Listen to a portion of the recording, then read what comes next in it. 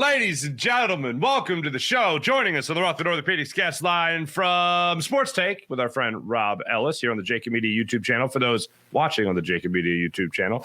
And also my partner in crime when it comes to Eagles game day activities right here on Jacob Media, Derrick Gunn joins us. What's up there, Gunner? Farzy, how you been, my brother? I'm doing fantastic. It's great to see you again. And if we're talking, then we're either talking about how you don't share your barbecue with anyone outside the circle of family, or we're talking Eagles football. There you go. Both of them are primary topics in my lifestyle. And we can bitch about other issues, of course. Sure we do. Family and beautiful kids and all that stuff. Yes. Trials and tribulations, yes. Many. I have learned so much from you, my friend. Gunner, it's training camp time. I know like the players always talk about that little twitch, that little like, oh, well, it's training camp. I'm talking about, former players. I'm talking about current players. You're a current Eagles insider, reporter, talk show host. When this time of the season comes around, do you feel that little twitch, the little buzz in the air where it's a little bit less about the talk and more about the action on the field? No. No. For a couple of reasons. Number one, training camp always signifies that my summer is slowly but surely coming to an end. And I love my summers. If you know me, you know I love my summers. And it means once football season, now I get stoked the week of the first game, and that's the season opener, not necessarily the Eagles' first game, but that first Thursday night game to kick off a new year. I get stoked the week of that game because that's when it's real. That's when you start talking about the real stuff. But when you look at training camps as they're structured today, take the Eagles training camp primarily, if you will, for a moment. You have one day of practice, you get a day off. Or no access by the media. You have another day of practice, no access by the media. All of a sudden, 3 or 4 days into camp, players' day off, no access by the media. So it's not like training camp that we knew Mark Farzetta and held near and dear to our hearts, where you had a whole week of access to the players, endless access. And they control the narrative even more so now. They bring selected players to the podium. So you can't just run up and down the field and interview whoever you want, or you have to ask for a special request. And maybe it'll be granted, maybe it won't be granted, So you stand out there, you watch practice, and I'll never get caught up in all the stories you see coming out on Twitter. So made a triple somersault, backward, one-handed catch because it's in a controlled environment. Your teammates don't you dare hurt your teammate, especially one that's making $100 million or $300 million. Mm-hmm. So I don't get too jacked up anymore like I used to about training camp. The days of the double hit, double practice, 3-hour session hitting where you knew somebody was going to throw down the first 3 or 4 days in camp, those are like the prehistoric era, They've been buried. It's a novel idea. It doesn't happen much anymore. So I'm not here to rain on your parade. You asked me a question, my friend, and I gave you as honest an answer as I did. I've been covering this game over 4 decades, and training camp just doesn't stoke my fire the way it is. Well, let me ask you this, and I would expect nothing but honesty from a man like you, a man of honor, Derrick Gunn. A man of my age? Go ahead. Throw it at me if you will. I can take it. I would never in a million years. I do have to ask you this, though. And, you mentioned those acrobatic catches that people will tweet about and make social media, whatever. And I'll give you an example. I remember my first training camp as a kid, going to my first training camp as a kid to watch the Eagles. And I remember Randall Cunningham was throwing passes at Widener University. And Luke the Refrigerator Perry, I believe it was, got in line with the wide receivers and caught a pass. The first one was a little overthrown, go figure. And the second one he reeled in. I remember that. Do you have a memory or anything that sticks out of training camp? Just anything, not like your favorite memory, just like what are your top 3 that sticks out about your training camp memory? I would say the year the Eagles signed T.O. And when he went to Lehigh, there were over 25,000 people in those bleachers and standing along the fences to watch T.O. That was the thing. It was nice enough when you go up there and the stands would be crowded because people were just stoked to see the Eagles practice. It's almost like watching a free game, and you get little backdoor access because you saw how they would go station to station. People took that in, and then you take a break and people would go get lunch, and then you come back for the afternoon session. But when T.O. came here, dude, it was like he was the Pied Piper of Philadelphia. People came from far and wide just to sit and watch him practice, especially those that knew they weren't going to have game tickets, couldn't afford to go to game tickets for whatever the case may be. But that will always stick out in my mind. And all the years I've covered, pro football since, I've covered this game since the late 70s. And that was a phenomenon that's second to none about how many people jammed. The parking lots were ridiculous. The lines trying to get to Lehigh were ridiculous. It was like going to a concert or going to a ball game at Lincoln Financial Field or Wells Fargo Center. If you didn't get there early enough, you weren't getting a parking space. You'd have to park 100, 200 yards away or park on somebody's grass illegally to get. But people flocked there like never before. I'll never forget that summer. Oh, I remember walking from that parking lot to the practice field. That felt like it was 10 miles long on those hot summer days. Heat, high humidity. The whole 9 yards, brother. Yes. As far as this team goes, I want to backtrack just 1 year with you. I remember sitting in at Ocean Casino with you and Seth Joyner for the Jacob Media pregame show. And I remember sitting there and we're all just about to roll on the season opener. And all the talk was about to go completely out the window about whether Jalen Hurts was the guy. Yep. How far, really, and when you look back on it, has Jalen Hurts exceeded expectations from that moment right before the season kicked off to the contract and now entering training camp? How far has he exceeded expectations? I would say it's a tremendous amount, and kudos to him for the work he put in. And the coaches are working with him and identifying what his strengths were and whatever weaknesses he might have, covering up those minuscule deficiencies. But it starts with the quarterback himself, who dedicated himself during the offseason, working out with individual coaches, studying film, being in there when other people weren't, getting in the best shape he could possibly be in for what's to come, especially in a highly critical market like Philadelphia. So he exceeded everybody's expectations and then some. We knew he was a great athlete. We all wondered, could that athleticism translate into being a great quarterback? And lo and behold, it did. Consider he missed 2 games and he still finished second in the MVP rankings. That tells you the respect that he garnered around the National Football League. His ability not just to run, but to break tackles, his strength. His accuracy improved tremendously with the addition of A.J. Brown. And you cannot say enough about the onus he put on his own shoulders to improve himself and to prove the doubters wrong. And boy, did he prove a lot of his doubters wrong. Mm-hmm. A lot of people on the national scene seem to be disrespecting our guy, Jalen Hurts. Of course, it's Philadelphia. What do you expect? So true. But in all honesty, where do you have him ranked? And obviously everyone's going to weigh in on this, but where do you have him ranked in terms of NFL quarterbacks going into this season? I'd have to say top 4 to top 5. Top 4 to top 5. Okay. And when you start getting down to 3, 4, and 5, it's easy for me to say I put him at number 2. Mm-hmm. And if I put him at number 2, I strongly feel he should be at number 2. But some might have him at 3, 4, 5. When you consider the Josh Allens of the world and quarterbacks like that, there's an argument to be had in a lot of cases. But in terms of efficiency, taking care of the football, being productive, minimizing mistakes, how could he not be in the top 3? Mm-hmm. You have to put him in the top 3. Okay. This man came within 3 points of winning a Super Bowl. He outplayed the MVP in the Super Bowl.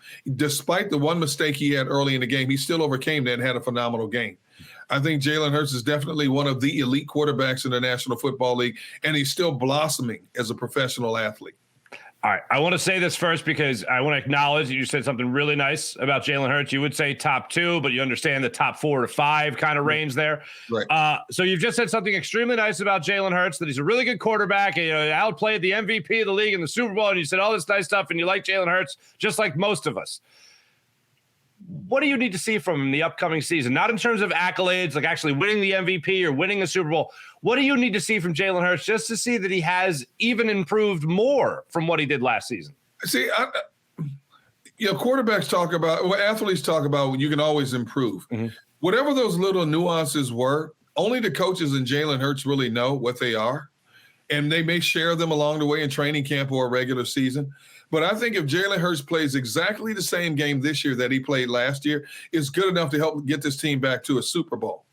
Mm-hmm. There's no question about it. You can't say that about a lot of quarterbacks in the National Football League. A lot of his game was virtually flawless. Okay, he didn't throw for 4,000 yards, but he accounted for 35, 37 touchdowns, both by way of land and air. Not many quarterbacks can say that. He didn't turn the ball over. He only threw 6 interceptions. No, most quarterbacks can't say that.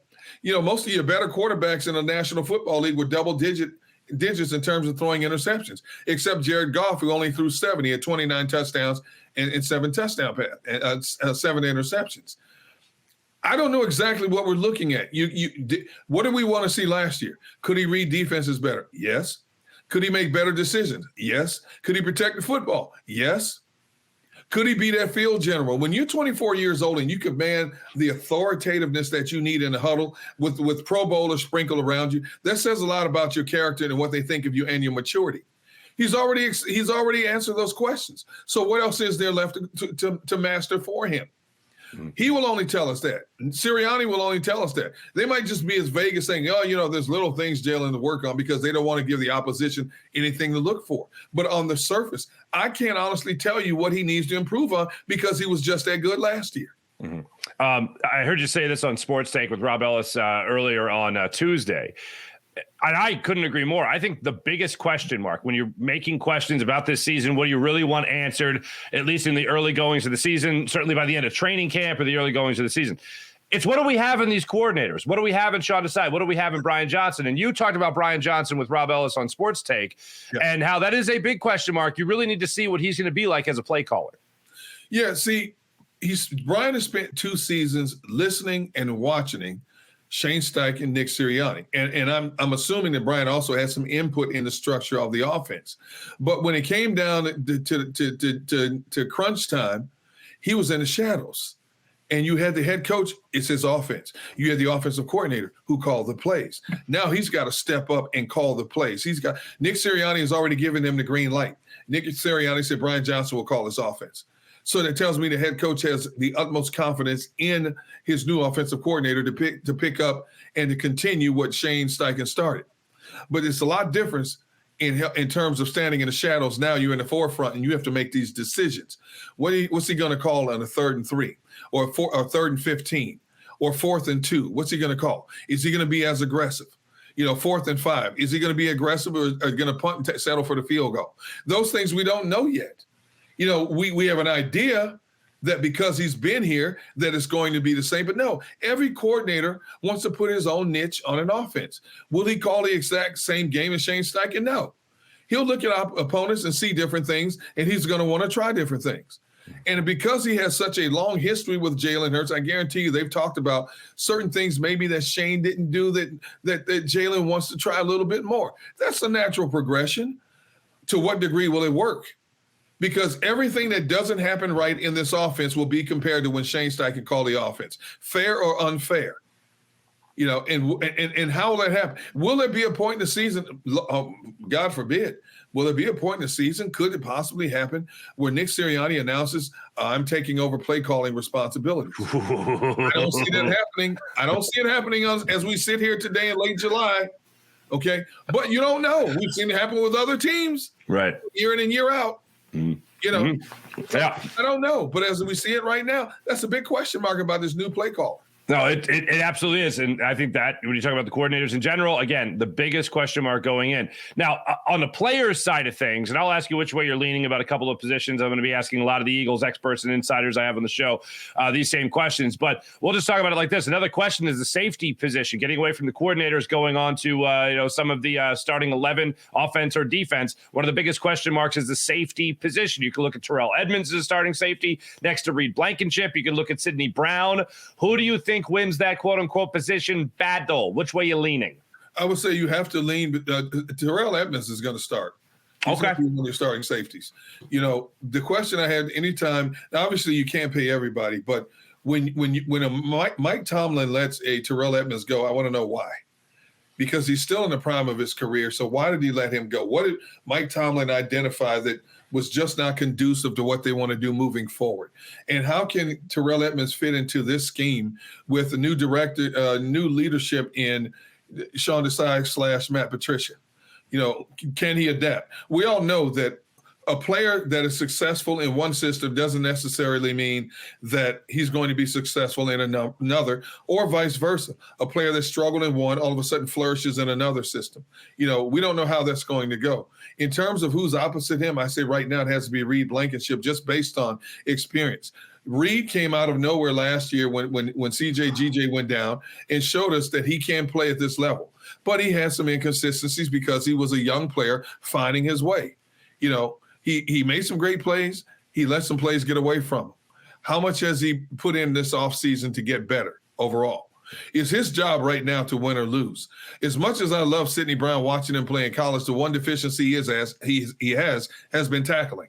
He's got to improve in the tackling department. What did this team have a problem with as a whole on defense last year? Tackling. Yeah. As good as they were at attacking the quarterback, defending the run and tackling, and defending the middle of the field in passing situations. So it's got to start with the tackling. How quickly can Sidney Brown get up to speed in the tackling department? He's a great athlete, but he's behind the 8 ball in terms of making a transition from the college ranks to the pros. Now, I'm not saying Blankenship is going to hold that position the entire season. You know, he may just be holding it down until the Eagles identify Sidney Brown is up to speed and we can insert him. But I think right now it's Blankenship's position to win or lose. Wow. Okay. So you think in the future it could be a Edmunds Sidney Brown secondary. Yeah. Interesting. Okay. Another one for you here is the classic one. Everyone's talking about it. Jurgens versus Steen. Which way are you leaning? Same way. It's Jurgens' job right now. He's waited. He's abided his time. Jeff Stoutland has a lot of confidence in him. It does shorten the average height of that offensive line. We know the Eagles like Jurassic Park type offensive lineman in there, you know, and they draft Tyler Steen just to draft a big body. There's a reason why they brought back Dennis Kelly as well. Don't count out Dennis Kelly. He was just added to the equation. They want to find out if Dennis Kelly still has anything. So could you imagine if you put Steen or Dennis Kelly in there, you got 6'5" Lane Johnson, a 6'6" right guard. You got the shrimp of the bunch in Jason Kelsey at 6'3". Then you got a 6'6" tackle on the other side and a 6'8" guard, a 6'6" guard and a 6'8" tackle on the other side. You know, but I think right now, because of the respect they have for Jurgens, he steps into that role right away. Can he hold it down? With this team, I'd eventually identify, I think he's better suited to just stay and back up Kelsey and eventually assume that role. That's the only position on offense. Well, not the only, but that's the primary position on offense we have the question mark about. The other one, of course, has to be Quez Watkins. But in terms of who fills that gap, I say right now, like everybody else, that Jurgens has that position on lock right now. Look at you reading my mind, you clever fella, you. It's what I do. I've known you too long. Very true. Like having another wife almost. Quick. Quick. How many espressos have I had so far today? At least 4. You got me pegged. That's exactly right. No lie. Exactly right. Last one for you. Watkins, Zacchaeus. Who are you going with? That's a tough one. You know, Zacchaeus is on the smaller side at 5'8". Watkins is lightning fast. There's no question about that. But you can be fast as a win. If you don't have the hands to go with it in this game, you're not going to last very long. He has the ability. He's shown he's had the ability. He just has to be more consistent with it. If we can get him where he needs to be, man, can he stretch the field and open up even things more so in the underneath passing game for the likes of Devontae, AJ, and Dallas Goedert. But we've got to see it. He opened his mouth this offseason, dropped a bleep. You know, you bleep all of you, I'm going to prove you wrong. Well, you picked the wrong city to do that in because the first time you drop the ball, there are going to be a lot of people pulling up that tweet that you put out there about what you think about people who doubt you. When I look at Zacchaeus, I don't see him any more than a Zach Pascal. When they brought in Zach Pascal, I'm thinking, okay, here's a guy in Nick Sirianni who Nick Sirianni knows well, bringing him in here to be that definitive slot guy. Think about how many touches he didn't get in his offense.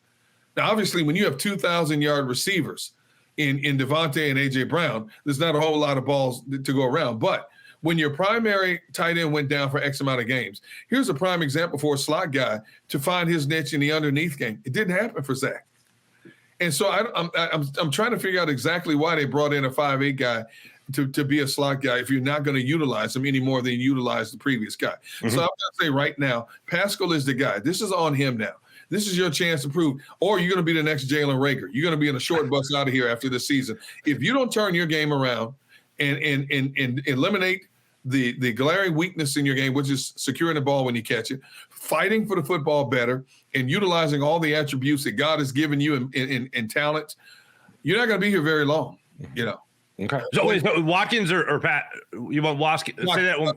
Watkins. Okay. Yeah, Watkins. Right. I'm talking about Quez. Yeah, Stay with me, Mark. I heard a Pascal in there. I'm just making sure. Stay with me. But Quez, this is on Quez. This is solely on Quez now to prove the doubters wrong. And the Eagles are going to give him every opportunity to do that. See, that's why I shouldn't have 4 espresso before I sit down and talk to you. One, please. Well, I'm going to have the 5th one before the Phillies game. As we tape this on Tuesday night. Don't you worry. Last thing for you here, Gunner. Yeah. Last year, Howie Roseman, about 20 minutes before the opening kickoff, said, maybe we need a safety. And he went out and got CJ. Is there anything, any wind, anything you're smelling from the NovaCare complex where it comes to maybe a little, hint that Howie Roseman could be looking around for something else? Dennis Kelly's already been at it, as you mentioned. Yeah. Anything else Howie Roseman might have his eyes on specifically as training camp gets underway? I think they're pretty satisfied with what they have in the fall right now. I don't see them making a splash move right now. You look at the depth they have at the running back positions. You look at what they have a wide receiver in the trenches. They drafted well. Some of the kids who I referred to as redshirt freshmen, Nakobe Dean and Jordan Davis last year, are going to have to step up and be primetime players in this scheme now, and rightfully so. Outside of that, nothing's on the rumor mill right now in terms of what they may be looking at. Who knows? They may be looking at another backup corner. I mean, we keep forgetting, their frontline corners are really good. Can Darius Slay hold up for a whole season? He had a great half season, kind of tailed off the second half of the season. We forget they brought in Greedy Williams from Cleveland. Wow. Greedy Williams is a pretty good cornerback. How are they going to utilize him? When you look at the quartet of DBs they have in Avonte Maddox, James Bradbury, Darius Slay, and Greedy Williams, that's a pretty good group right there. Mm-hmm. All right. How does it play itself out? But as of right now, they're pretty satisfied with what they have in camp. All right. Gunner, always a pleasure. Make sure you guys are catching Derrick Gunn and Rob Ellis on Sports Take on the Jacob Media YouTube channel. All things Gunner, of course, follow him across all social media as well. Gunner, always a pleasure to talk to you, man. Thank you so much. Likewise, my friend. Eliminate the espressos in your daily diet. You'll be much better for it. Good enough. Maybe a little rib. Maybe a rib. Maybe give me a rack of rib. I wouldn't be surprised if you have a cup of espresso sitting with you right now. No, I don't. I just cleaned the desk, unfortunately. The great Derrick Gunn, the Gunfather himself, joining us on the Rothman Orthopedics guest line.